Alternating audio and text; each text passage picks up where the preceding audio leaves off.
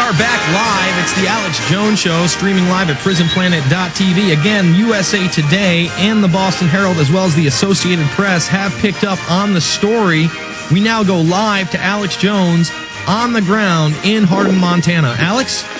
Okay, we just got a tour from Becky Shea, the former Billings Gazette reporter that's now the PR spokesperson for this facility for American Police Force.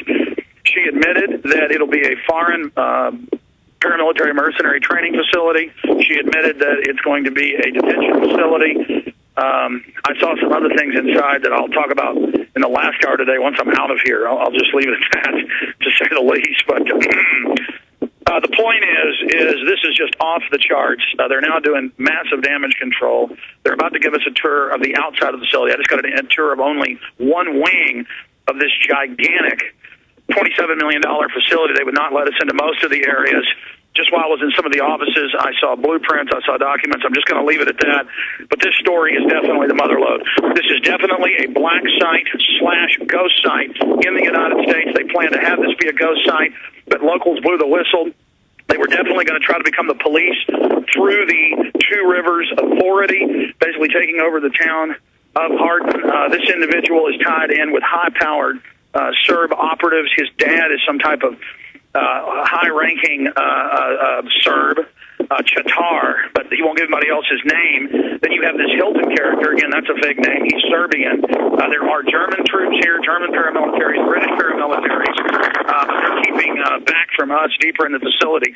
There are troops here right now at this facility. By that, I mean paramilitary forces. We are inside the Constantina wire, literally locked into the prison right now before she comes back out.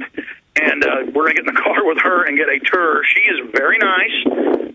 She just got hired as the PR person, and I think is pretty freaked out right now that all of this is happening because of their, just incredible secrecy.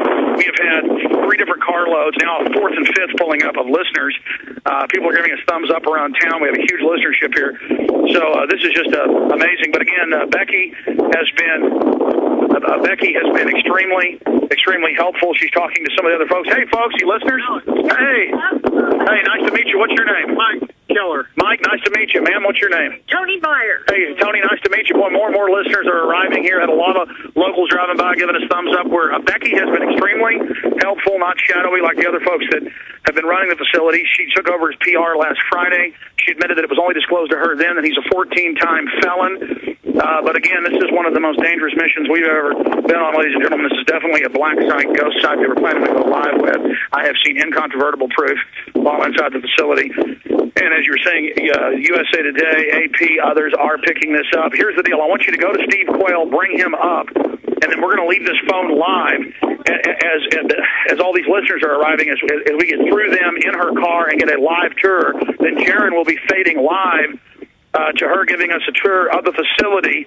Just whenever you want, Jaron, whenever you think something's important, just fade it up. And we'll be getting Steve Quayle's quick take on this. He's also talked to Becky Shea, the spokesman here. There's more TV media now arriving. I told everybody this was a key report. Hey, Becky, I'm sorry to interrupt. Are we still going to get that tour? Okay, we're going to come right back, guys. Or they can follow along if they want. We did the tour on Saturday. Oh, you've already done the tour. You've done the tour. Okay, we got a lot of media here. There was CBS News here earlier. Yes, I'm going to be back in 10 minutes. How long will this tour take? 10 minutes? Yeah, we're going to be back in 10. Okay, Burmis, is that all letting you hear? Yes, absolutely, Alex. I'd just like to also point out that one of our listeners did call in and contact Blackwater from Canada, where he asked if there were any operations going on with Blackwater in Canada. He said no, but we are beginning operations in Montana. Yet more confirmation. Hold on, Burmis, we got Steve Quayle. Becky, tell us we're about to have the tour.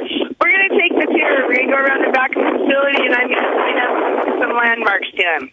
Okay, thank you. Let's go ahead and... Thanks for letting me visit with you today. He's very nice. Let's go ahead and bring Steve up right now. Steve, give us your take on the situation.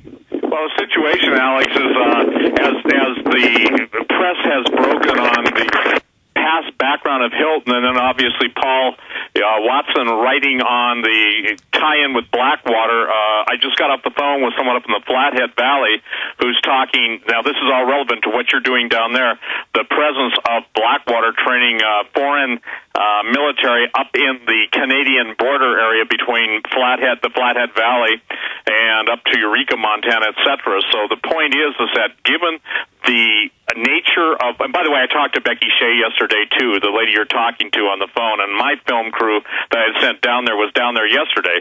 But obviously the situation that I think everyone's got to understand is you follow the money trail. It is my contention that we're seeing front men who are put out there that are willing to take the heat to hide the real ownership and the real purpose. You need to ask Becky what the 10 to 16,000 acres is going to be used for. That she's told us, Steve. She says that they are getting additional acres for an international paramilitary training facility.